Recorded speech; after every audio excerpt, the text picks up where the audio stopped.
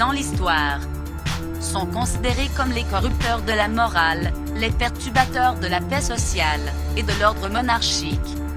Pour cela, les jésuites furent chassés d'Anvers en 1578, chassés de France en 1594, expulsés de la Hollande en 1598, chassés de la Bohême en 1618, chassés de Malte en 1643, chassés du Portugal en 1759, chassés de France en 1764, chassés d'Espagne en 1767, expulsés de tous les États possédés par les Bourbons en Europe, Amérique latine et Asie en 1773, chassés d'Espagne en 1820, chassés du Portugal en 1834, chassés d'Espagne en 1835, expulsés de Suisse en 1848, chassés d'Espagne en 1868, expulsés d'Allemagne et du Guatemala en 1872, supprimés du Brésil en 1874, supprimés de l'Équateur et de la Colombie en 1875,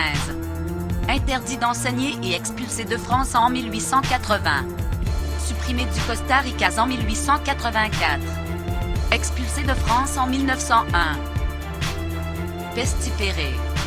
Les jésuites. Mais quels jésuites?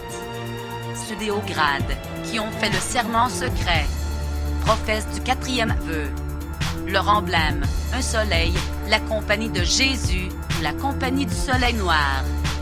Leur signature temporelle satanique, le 15 août. Derrière la plupart des guerres, dont les 2 guerres mondiales, on retrouve les jésuites. Derrière un Mussolini, un Franco, un Hitler, etc., on peut trouver un jésuite. Joseph-Marie Amiot est le jésuite qui a ramené et traduit le premier, l'art de la guerre de Sun Tzu, en 1772. Depuis leur rôle de confesseur, manipulateur, hypnotiseur, ils savent désormais comment, au mieux, influencer simultanément 2 camps opposés, afin de les faire s'affronter et en tirer les fruits, pour faire avancer le plan d'Iblis. Leur devise favorite, la fin justifie les moyens. Leur technique favorite, ridiculiser une théorie, la combattre farouchement, puis la faire accepter. Autrement dit, imposer leur solution, après avoir créé le problème, ayant anticipé et entraîné une réaction de protestation. Pour imposer la Terre sphérique, pour l'avenir, ils se sont servis de Galilée, comme bouc émissaire, en faisant le nécessaire pour l'encourager à développer la théorie héliocentrique d'un côté, tout en faisant mine de s'y opposer de l'autre, tant que ces jésuites n'étaient pas en mesure d'activer tous les leviers pour l'imposer au sein de la tradition religieuse. Galilée, nous devons revoir entièrement notre astronomie. Vous nous révélez un nouveau ciel, c'est à vous de nous le faire connaître. À vous de mener la révolution. Le collège romain vous aidera, je vous l'assure. Et c'est d'une beauté extrême. À chaque instant, on peut s'attendre à voir le Seigneur se manifester. Oui, c'est à vous d'écrire cette nouvelle astronomie. C'est à vous de renouveler le savoir. Vos élèves n'attendent que ça. Et nous aussi. N'hésitez pas à tout remettre en cause. Votre lunette a mis la science en dessus dessous. N'aurais-je pas d'opposants? Et qui donc? Les partisans des idées anciennes. Il y en a même dans l'Église. Nous, jésuites, nous vous aiderons. L'Église est moins conservatrice qu'on ne le dit. Allez-y hardiment. L'Église doit porter le savoir. Ayez confiance en l'Église et en nous.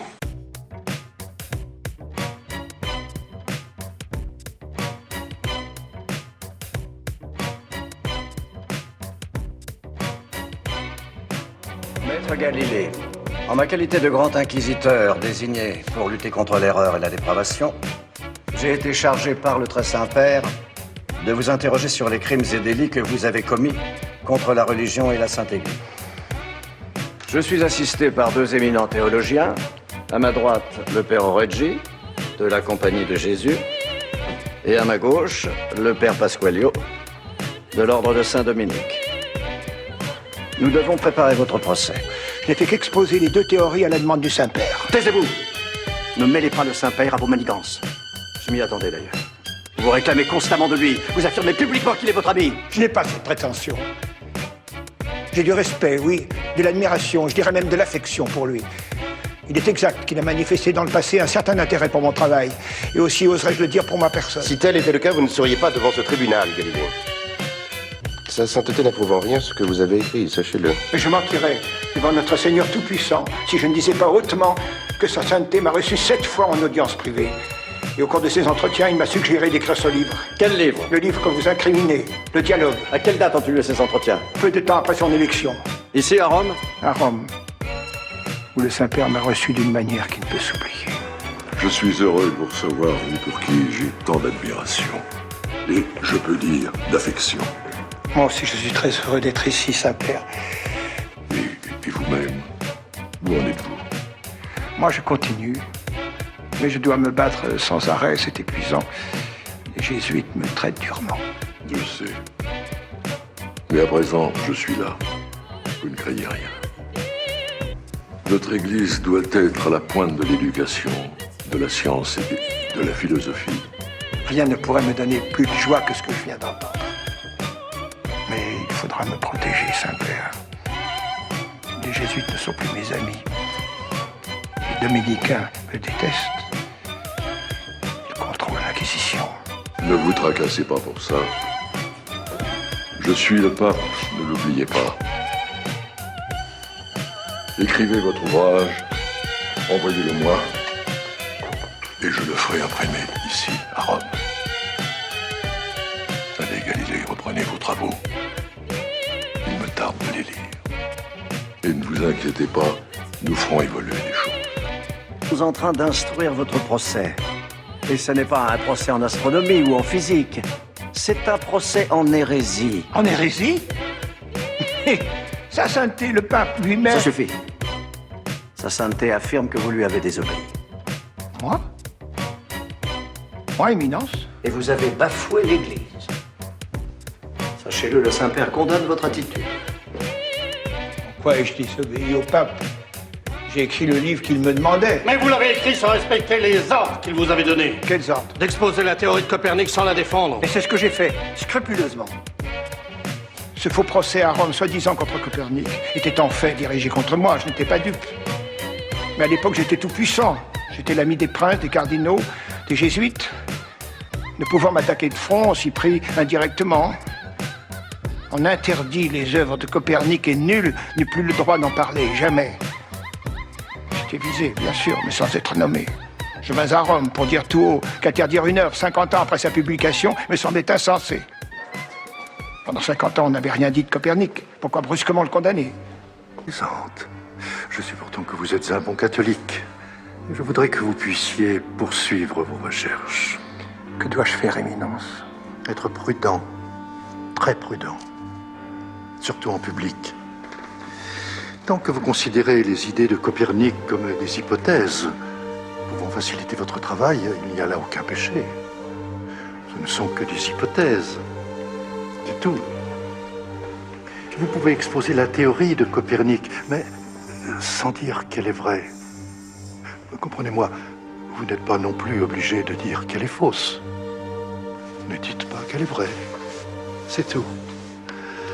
Ce sont là des subtilités qui, pour nous, jésuites, font partie de notre éducation.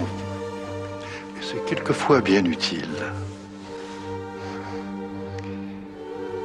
On raconte déjà à Rome que vous m'avez convoqué pour me signifier une punition, voire même une interdiction formelle d'enseigner. Oui, tant de rumeurs. Un instant. Je n'ai plus besoin de vous ce matin. Laissez-nous seuls. Oui, tant de rumeurs se propagent à la curie. On se croirait dans un palais florentin. Ne vous en souciez pas. Tenez, je vous ai écrit une lettre. On ne sait jamais. C'est une sorte de sauf-conduit théologique. Le cas échéant, vous la montrerai. Un cachet devrait suffire. Je vous avoue que pour un esprit comme le mien, épris d'idées simples, le cardinal Bellarmine était quelque peu compliqué. Il disait des choses et son contraire. L'éducation jésuite, sans doute. Mais je crois qu'il m'aimait sincèrement et qu'il aimait aussi la science. Par malheur, il est mort et les querelles stériles ont commencé. Galilée, non seulement vous rêvez, mais vous prenez vos rêves pour la réalité. À vous entendre, ils étaient tous vos amis, le cardinal Bellarmine, le pape. Malheureusement pour vous, nous avons la preuve que vous mentez.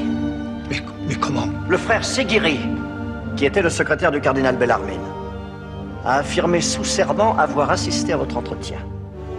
Et que le cardinal vous a signifié une interdiction totale.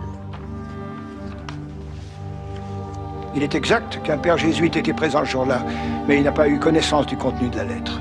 C'est-à-dire? Le cardinal lui a demandé de nous laisser seuls, puis il m'a remis la lettre. Voilà la vérité. Et nous étions seuls, le cardinal et moi. Je dis bien seuls.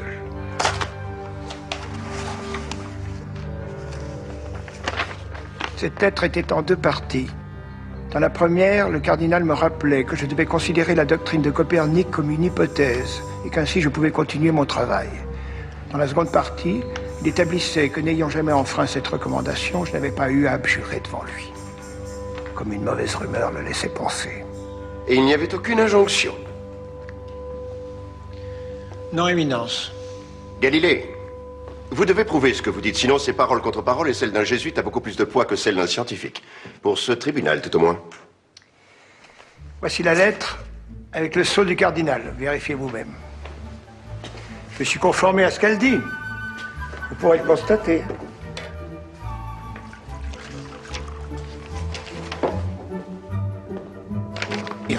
Ces éphémérides sont remarquables. Je les ai moi-même souvent utilisés pour prédire le mouvement des astres dans le ciel. Et confectionner des horoscopes pour les vendre, ce que l'Église interdit. Alors, tout le monde le fait, même des cardinaux me réclament des horoscopes pour savoir s'ils deviendront papes. Ce que vous dites ne doit pas être dit.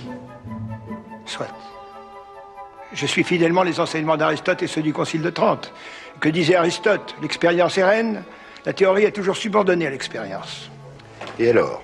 Alors, j'ai réalisé une expérience qui a montré qu'Aristote avait tort sur la chute des corps, et cela en suivant précisément sa méthode. Il disait que la chute d'un corps était proportionnelle à sa masse, autrement dit qu'un objet lourd tombe plus vite qu'un objet léger. En 1971, l'astronaute David R. Scott lâcha au-dessus du sol lunaire une plume de faucon et un marteau. Vérifiant que les deux objets tombaient à la même vitesse, il s'écria « Galilée, tu avais raison. » En 1992, le pape Jean-Paul II, sans le réhabiliter vraiment, reconnut la validité de la position de Galilée, tout en soulignant que les découvertes scientifiques renvoient en définitive à une pensée transcendantale et originelle.